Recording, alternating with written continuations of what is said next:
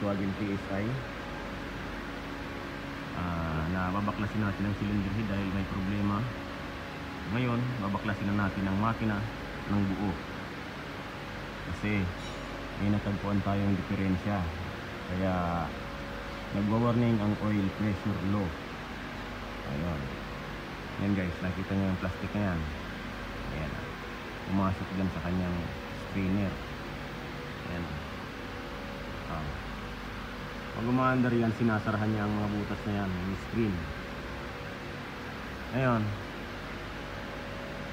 tingnan natin ang loob niyan. May mga plastic din kasi yan sa loob eh. Sigurado napunit yun or nabitak. Baka pag tinanggal natin ang cylinder head tapos inalis natin yung dumi, eh, yung mga sira pa dun sa loob na plastic ay masira din. Babaklas pa rin tayo ng makina, mababakriban tayo. Kaya ngayon bababa na natin yung tuluyan guys. Rebuild na lang natin. Tingnan nyo, itong plastic na to sa cover ayos lang.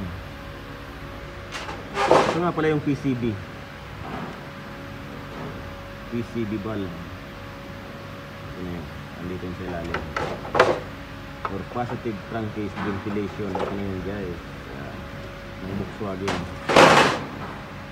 So guys, ang nakita natin, ayan,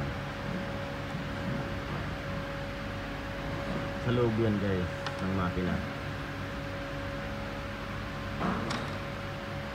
Ang dami oh. Ayan. Ayan. Okay.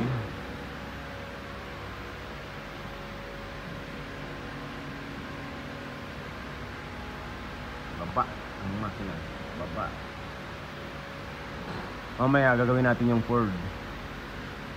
Babaklasin din natin ang transmission nun, yung Ford Fusion dual clutch yan guys.